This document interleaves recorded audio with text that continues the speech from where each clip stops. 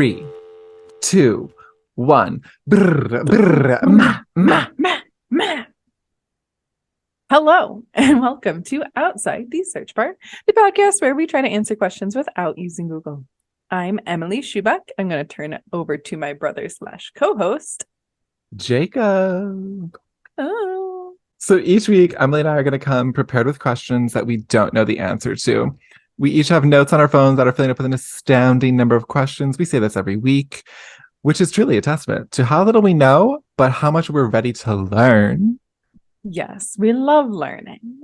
Of course, we would be remiss not to take any listener questions. So if you have a tough question you want us to try to answer, feel free to send us an email at searchbarpodcast@gmail.com. Or you can follow us on social at searchbarpodcast. Or you can reply to the Q&A feature on Spotify, which we did have a listener do this week. So you best believe we got a listener question at the end of this episode. Yes, this week's question comes from user Kate Link, who asked, why do some objects glow in the dark? Which, that I don't know the answer to, but we're going to find out together. I have a lot of ideas. I love it. That include magic. Doheny. That is a deep cut for you Drake and Josh fans. Deep cut. I didn't remember that until you referenced Drake and Josh. Well, I'm glad I could clear that up so you didn't have to Google it. Thank you. So this week, it's my turn to ask a question. And my question is, why do some songs get stuck in your head? And the reason I had that question was because I had a song stuck in my head. Couldn't tell you what song was stuck in your head. Oh, could not tell you what song it was. Probably Goddess by Sasha Colby, but who knows? You know what song I have stuck in my head today? What song? The Erie Canal song. Oh. Yeah. I've got a mule. His name is Sal. 15 miles on the Erie Canal. Apparently, my boss's wife is going out of town for a trip in August. And you know what this man said he was going to do? He's like, that's great. I'm going to fly myself to Buffalo and I'm going to bike along the entire Erie Canal. Why? Because he can. How long is the Erie Canal? A long time. He's also going all the way down to Manhattan. I think he said it was like over 500 miles. I mean, that's kind of like a fun thing to do if you've got yeah, like just do it. YOLO. He bikes into the office a lot of the time. So like, but did he know it? Did he know what Buffalo was before he met you? I mean, I assume so. There's a lot of cities. There's a lot of cities I don't know about. So I don't know. But like we have global positions, Jacob. So we need to know all the cities. Can you imagine going into an interview and be like, this is a global role, like what kind of perspectives do you have on that? Like, I play the world doll every single day. The more you know. So I told him he should listen to the song so it can echo in his head for the entire 500 miles of his bike ride. I mean, what else is he gonna do? Look at scenery? Right? Nothing else. Mm-hmm. But before we hop into this week's question, we do have some news. Emily, would you like to share the news? We have given up on what's trending. So we're going to host a memorial in this episode for the What's Trending section. Yes, we want to change up our format, make it tighter, make it lighter, and get you guys closer to the action. Just the question of, you clicked on this title for a reason. Here we are. Let's get into it. Yeah. But we still will be talking about things we searched about. There's still going to be banter at the start. And realistically, what I've learned is I don't know anything about current events. So when these like trending titles come up, I'm just like, I don't. Manchester versus Madrid. Who? I think that's soccer. Couldn't tell you. Yeah. All right. What should we do in our memorial for what's trending? I think we should go back to our first what's trending topic, which I believe was Groundhog Day. Or no, it was a Super Bowl. And we talked about Super Bowl food. Rip.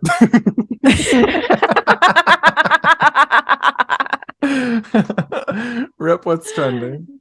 Rip. If it was your favorite segment, please let us know and we'll bring it back special just for you. We'll bring it back for one fan, honestly. Yeah. We're pretty malleable. If you email us and let us know that you want it back, we'll bring it back for an episode.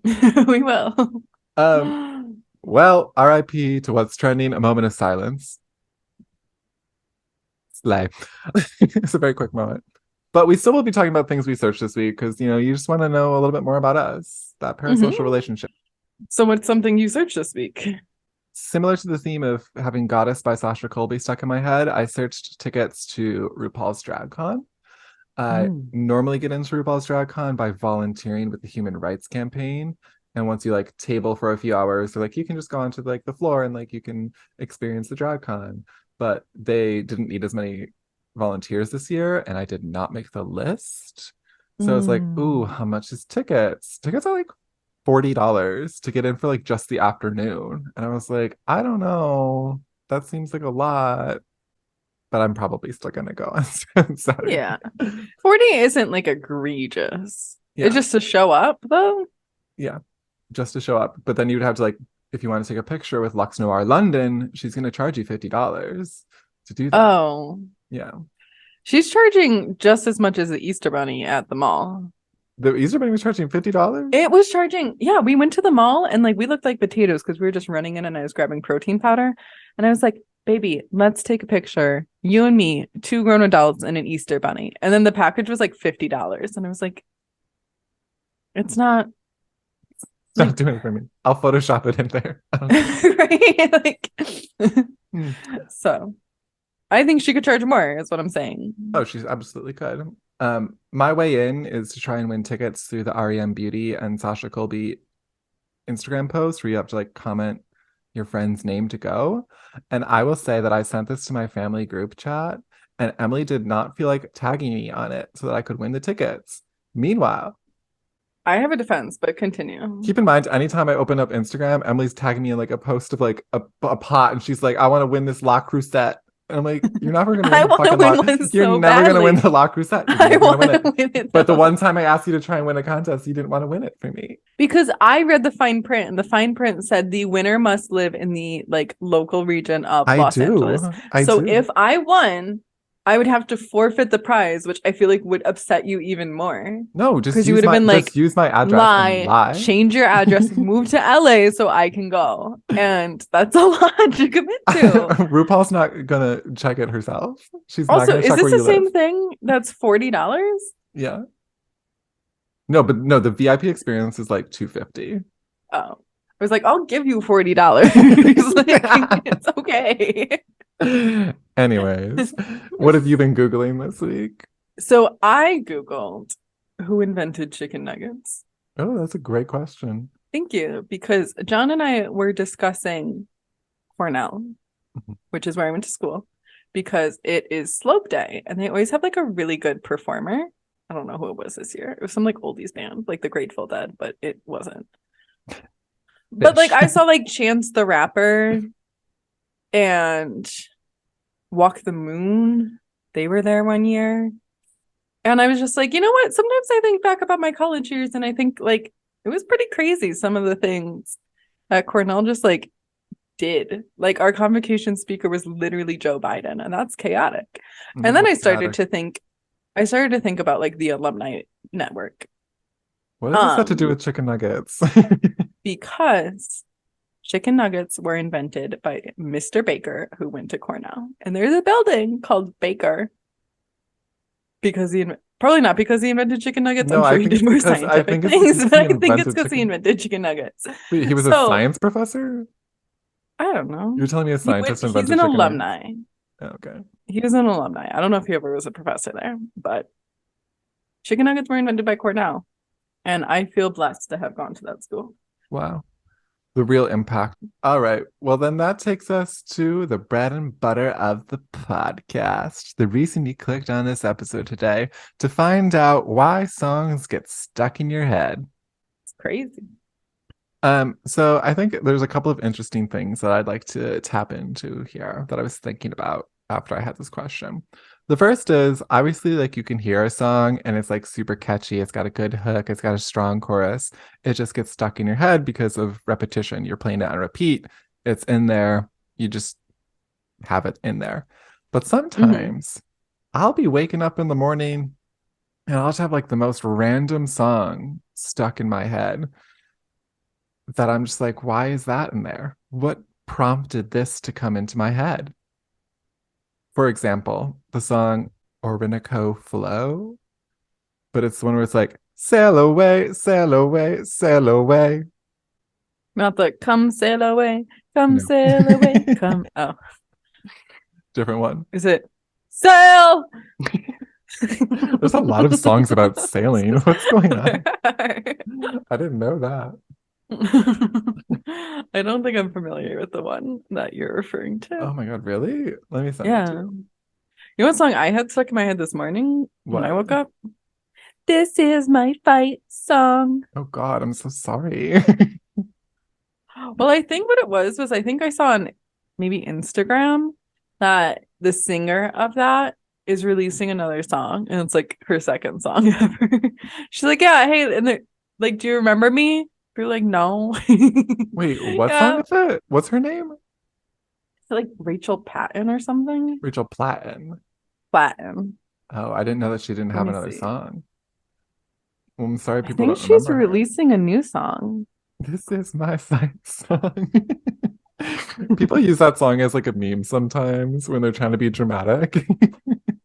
And it's I so like funny. that song though. Yeah, of Oh no, course. she has two albums Oh, independently. I love And that. then We she love an signed with independent music. Columbia Records and released Fight Song. Beautiful. So that was just two interesting things that I was like thinking about when I heard this question. When I heard this question that I asked myself, like, I wonder what's going on there. So, do you have any initial like hunches? Um, I something in your subconscious is like you gotta hear this, and maybe it's like to calm yourself down or like keep yourself steady. It's just like music helps inspire you. I don't know. Interesting. I wonder if it's like tied to your emotions somehow. Of like, if I felt this emotion when I heard this song, and then I'm feeling that emotion again. Hmm. And like for a new song that you're like really, really into, you're like, I really like this. You have like that heightened sense of excitement. And that your body's like chasing that high. So they just keep playing that song for you in your head. Now that I'm thinking about it, I feel like when we were younger, I used to get more songs stuck in my head than I do now. You used But to have so many songs stuck in your head. You sang all the time. I still sing all the time. I'd be singing bop, bop, bop, bop to the top every day. No, but I feel like it's because we have more access to digital media that it's like I can turn on any song at any time and I can just listen to it whenever. Whereas like when we were growing up, it was like you heard songs in the car and on the radio, Mhm. and that was it. And so That's a you good had to point. listen to Call Me Maybe all the time. Yeah, you didn't get a choice on that one. Call Me Maybe. I like that song. It is a good song. So you think it's just tied to like your emotions, but like what about when you just wake up? Well, I guess you have emotions through your dreams. Yeah, I feel like I also have background music in some of my dreams. I don't know if that happens to you. Probably, but I just don't really pay attention to Once it. I had a nightmare where I was being chased by a bee and Flight of the Bumblebee was playing, and it was the most chaotic dream that I've ever Were experienced. you, or were you like a cartoon version of you, or was this like hyper No, I was realistic? me. Okay, wow. Yeah, I know. Flight of the Bumblebees is that what it's called? Flight of the Bumblebees or Flight of the Bees? Flight of the Bumblebee. Is I think it's also singular. quite the chaotic song to have stuck in your head. Yeah, it's very anxiety inducing. Like Wow. they really nailed it with that song. Like They really that's they really emotive. I don't know what year they made that, but they went off. The girls were They probably tweeting did. about that one. Probably, I'm sure. Before Twitter existed, they were tweeting about it. Hmm. All right. So we think it's just like something in your head. It's just like, yep. That is the least like responsive response I think So we've ever had on this podcast. something in your head is just like, yep. And that's a I good think it's idea. tied to like your emotions, and there's some level of like endorphins sent out when you think of a song. But like sometimes it's annoying. It's like I can't get a song stuck out of my head, Addiction. unstuck from You my head. can't Yeah. help it anymore. You think you're literally addicted to hearing a song? Yes. in your head. I have another question. Is you know how some people like don't have an inner voice? Hmm. Do they not get songs stuck in their head?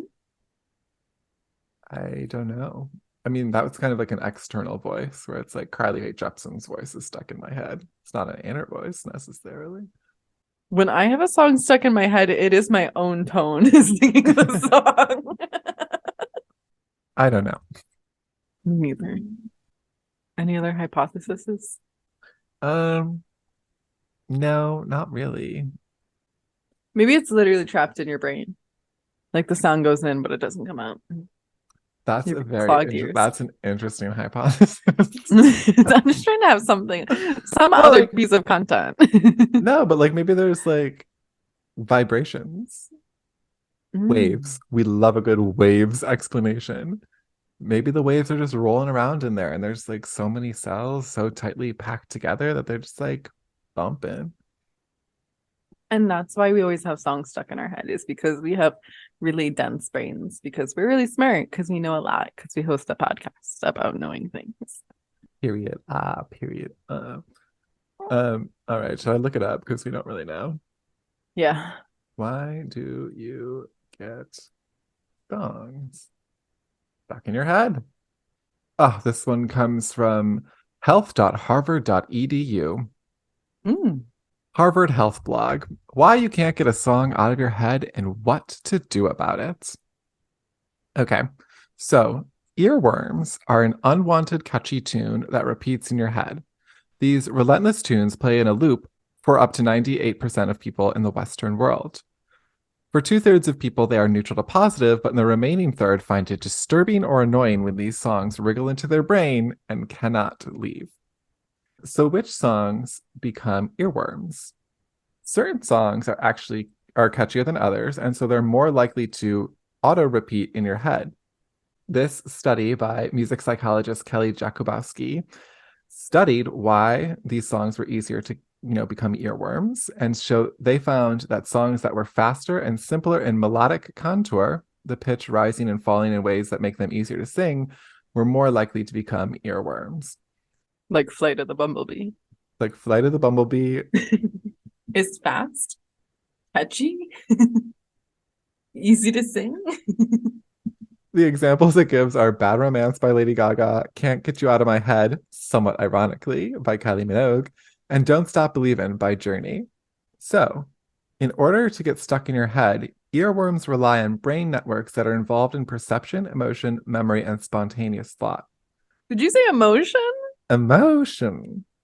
So they're typically triggered when you actually hear the song, though, though, though they may creep up on you when you're feeling good or when you are feeling dreamy, inattentive, or nostalgic. They could also show up when you're feeling stressed and have too much to think about. It's as if your stressed out brain latches onto a repetitive idea and sticks with it to help calm you down. Are Oh we my like God. geniuses? Like, Are we science? I think we're scientists. Oh my gosh. Um, it says that if you have a musical background, are you musical? Yes. You may be more susceptible to earworms. And then certain personality features are also predispose you to being, it said haunted by a catchy tune. Seems a little aggressive, but it says if you have, This is Halloween. This is Halloween. no, it says if you have OCD or if you're like anxious, like you may be more prone to fall. I don't know why it's like such aggressive language, but it's like you could fall prey to an earworm. It's like, This person has a really annoying song I stuck in don't, their head as they're writing this. I'm like, I don't like the way that this is written, but here we are. Yes, it says earworms could be good for you, like we said about like it could calm you down, it could help you like stop, focusing on too many different things. It helps you just stay on one track. Um, and then it just has like a positive aspect of just like you could feel good. It could be nice. Are earworms ever worrisome? Not all stuck songs are benign. Sometimes they can occur with things like migraine headaches, unusual forms of epilepsy, OCD, like we said at the top. If persistent earworms last more than 24 hours, that could be caused by different illnesses, including stroke or cancer. And a physician should be consulted if an earworm lasts more than 24 hours, which wild that Harvard is giving that level of like medical advice, but sure. I mean, like, I trust Harvard to know what they're talking about generally, but 24 hours seems like a really short amount of time. Yeah. And like, I feel like I'll go a week and have like the same song keep getting stuck in my head. At like intervals though, not like consistently. Yeah. I think this is like if it's happening, like you've got Candyman stuck on repeat for 24 hours, 7 days a week, you might want to check that out. Yeah. Could you imagine going to a doctor though and they're like, so what's bothering you? I have a song stuck in my head. And then they have to be like, you may be having a stroke. Like, do you know any medical professionals that we could quiz them? No, but it says a physician can help you determine if your earworm is serious or not. The more you know. Katrina's fiance is in emergency medicine. Sounds like an emergency to me. 911. What's going on? Hey, Brendan, quick question. Quick question. I'm sure you're not busy at all, but like, diagnose me. That's very interesting. The last section is how do you get rid of earworms? So if you've had an earworm in your head and you need to stop it in your tracks, you should not try and block it out yourself, but you should rather just try to passively accept it. A determined effort to block out the song may result in the very opposite of what you want. This is called ironic process and was studied extensively by the psychologist Daniel Wegner, who found that resisting the song may keep your brain playing it over and over again. There have been studies that have identified some cure tunes, so songs you can listen to just make your brain not have any song stuck in its head. So those include God Save the Queen by Thomas Arne, which I don't know that one, as well as Karma Chameleon by the Culture Club. Karma, karma, You don't karma, think karma, that would get stuck in your head then? I mean, I want that out of my head as quickly as possible, personally. That's such a bop, though. Karma Chameleon also did this TikTok a few months ago where they were doing like a flash mob on the New York subway to Karma Chameleon. Fun? Yeah. The Could you imagine going to like work and you're like, oh, I'm so tired. It's a Monday. And then Karma Chameleon comes on. No, but it wasn't like it came on. It was like people were singing it. Oh, no. Yeah, it was like that acapella. Was a miss. You had an opportunity there and you did not succeed. Well, the internet did not like it either. There were so many quote tweets on it being like, we're not bringing back flash mobs. Delete this video. We don't want this anymore. Because apparently people just have it out for flash mobs. Interesting. Flash mobs was truly like a moment in time. I loved it, honestly. There was a whole show dedicated to flash mobs. We're doing a flash mob at Katrina's wedding. Like I should edit that out or like she like put it on like the invite. So she like wants everyone to learn it. Okay, so okay. yeah. Well, I feel like my question was sufficiently answered. I feel like I learned a lot about how songs get stuck in your head. Do you have any songs stuck in your head now? Karma Chameleon stuck in my head. Karma Chameleon. Ruh-roh. Tune in next week to find out if we still have that stuck in our head. And if we went to the doctor for it or not. Here we are. Here we be. Mm-hmm. All right. With that brings us to our next section.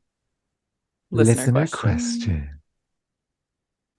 So this week's question again comes from Kate Wilkes, and the question that we're answering is, why do certain objects glow in the dark?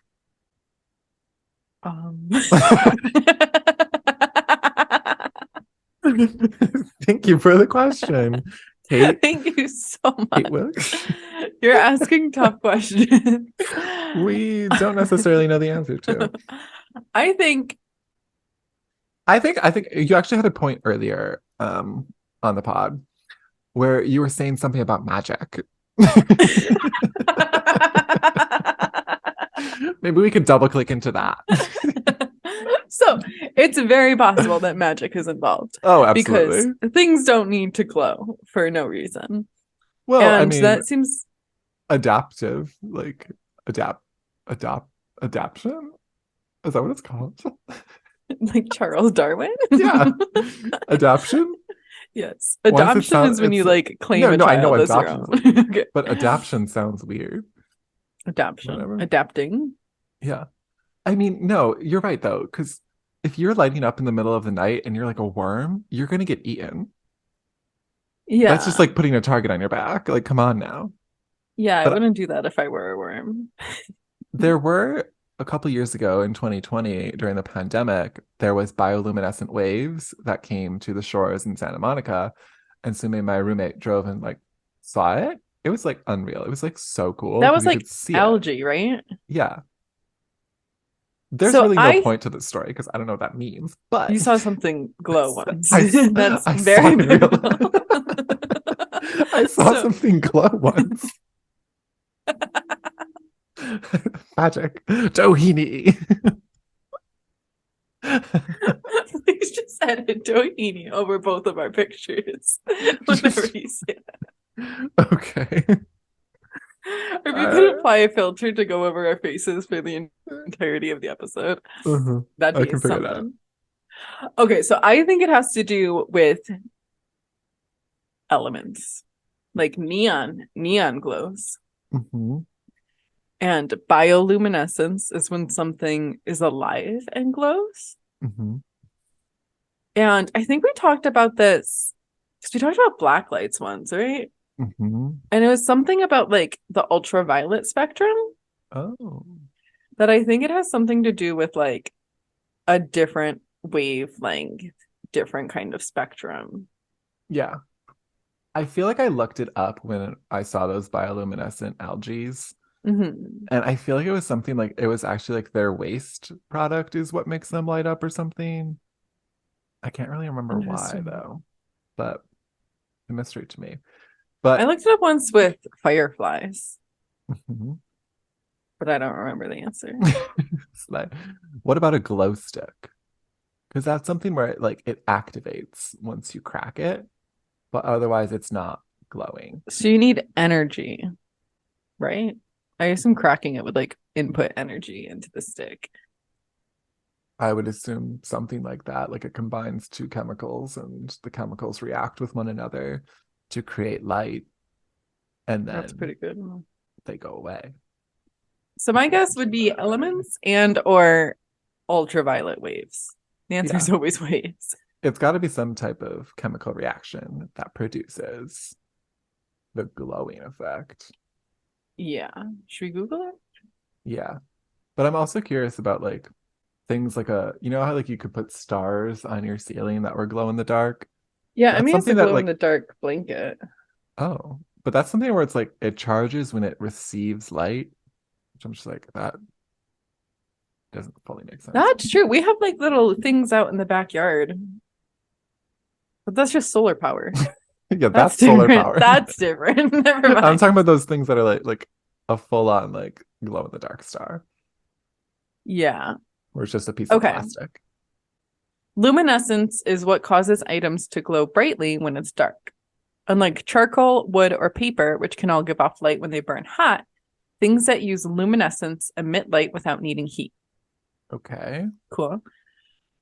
When you have something like a toy that glows in the dark, it can glow because it contains materials called phosphors. Phosphors can Ooh. radiate light after they have gotten energy from the Uh-huh. sun or another source of bright light. The phosphors soak up the energy and then they radiate this energy as light. This can come in several different forms, including chemiluminescence, radioluminescence, phosphorescence, and bioluminescence. These are all created in different ways. So phosphorescence is something that uses phosphors to glow in the dark. Great. Some examples are computer screens and LED lights. Chemiluminescence is caused by a chemical reaction. The electrons of the object become excited because of the reaction between the two chemicals, and that gives off energy by glowing. So that's like a Glow glow sticks stick. are a good example of this. Yeah. Wow. They require you to mix the chemicals inside to make the stick light. We've at least identified several forms of We luminescence. have seen things glow Did we do it before. correctly? No. You likely won't see many things sold at the store using radioluminescence. This refers to items that glow due to nuclear radiation. And Please don't sell those at a store. yeah, seriously. The coolest form is bioluminescence, which refers to living things that glow in the dark. They have an internal process that causes a chemical reaction that creates the bright light. Some examples include fireflies, deep sea jellyfish, certain algae, and even a few species of plants like mushrooms. Oh, glowing mushrooms. I want to consume them. Probably That wouldn't go sounds well. fun. So I feel like that's a super sufficient answer. the it's phosphorus, phosphors, and like there's just Yeah. something within the chemical compounds of a phosphor that causes it to glow when it's exposed to energy. Yeah. What is a phosphor? I feel like we covered this on another episode. Probably. A synthetic fluorescent or phosphorescent substance, especially used to coat the screens of cathode ray tubes. Exactly. I was just about to say that. Okay, a phosphor is a solid material that emits visible light when exposed to radiation from a deep blue, ultraviolet, or electron beam source. Oh. That's why the sun be doing things. Cool. Really great question. Yes, thank you for sending in a question. And again, if you guys want to send in a question, feel free to send them to us at searchbarpodcast@gmail.com. Or you can follow us on social at Search Bar Podcast, or you can add a question to the Q&A on Spotify. Big slay. So that was our episode. If you liked it, be sure to give us stars across all platforms. Give us a follow, give us a like, give us a giggle, whatever you'd like to do. Giggle. Amazing. Until next time, happy searching. Searching. Happy searching. Happy searching. Happy searching. Happy search. Dohini. Outside the Search Bar is a Perfectly Done Toast podcast production.